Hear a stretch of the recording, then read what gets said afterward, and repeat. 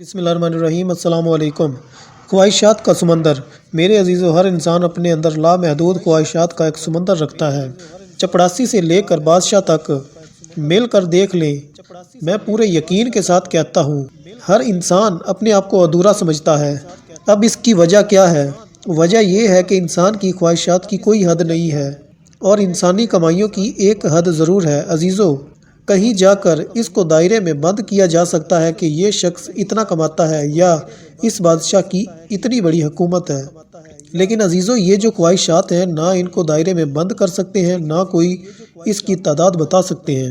اچھا فرض کریں، چلو دولت مل گئی، زندگی کا وہ کیا کرے جو اتنی تھوڑی ہے کہ آنکھ کھلتی ہے اور پھر بند ہو جاتی ہے۔ میرے عزیزو، آپ غور کریں کہ ہر آدمی کا یہ المیہ ہے کہ جب وہ اپنی محنت سے نفع اٹھانے کے قریب ہوتا ہے تو وہ اپنی زندگی کا اکثر حصہ گزار چکا ہوتا ہے، اور اس وقت ان کی عمر کی اثر ہو چکی ہوتی ہے۔ صبح سے عصر تک وہ کام کر کر کے تھک چکا ہوتا ہے۔ اب وہ کہتا ہے کہ میں اطمینان کے ساتھ بیٹھ کر کھاؤں گا، لیکن ساتھ ہی مغرب ہو جاتی ہے اور وہ اس دنیا سے چلا جاتا ہے۔ زندگی کا سورج مغرب کے افق کو چھوڑ رہا ہوتا ہے جب ان کے پاس دولت آتی ہے۔ میرے عزیزو، فرض کریں بعض نے بچپن ہی سے دولت دیکھی، لیکن آپ دیکھیں ان کا بھی کتنا بڑا مسئلہ ہے کہ ان کے پاس بھی 60-70 سال سے زیادہ وقت نہیں ہے۔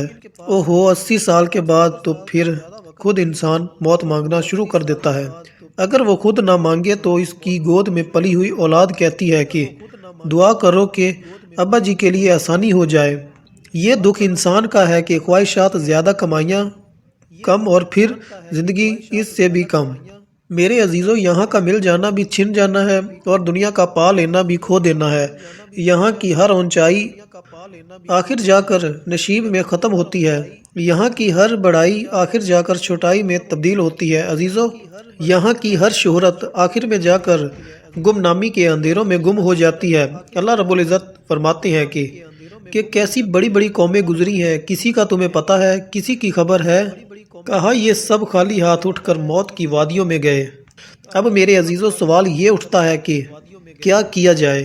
خواہشات تو بہت ہیں، پورا ہونے کے لیے پیسہ نہ کافی ہے، اور اگر پیسہ کافی ہے تو زندگی نہ کافی ہے، تو پھر کیا کیا جائے؟ یہاں میرے عزیزو، اللہ کریم ہم سے ایک سودا کر رہا ہے کہ میرے بندے، ایک تیرا ارادہ ہے اور ایک تیرے رب کا ارادہ ہے، اور کہا کہ یہاں وہ ہوتا ہے جو تیرا اللہ چاہتا ہے، وہ نہیں ہوتا جو تو چاہتا ہے۔ اور پھر کہا اگر تو چاہتا ہے کہ تیری ساری خواہشات پوری ہو جائیں تو ایک کام کر، اس دنیا کی زندگی میں جو میں کہوں وہ کرتا جا، پھر کیا ہوگا؟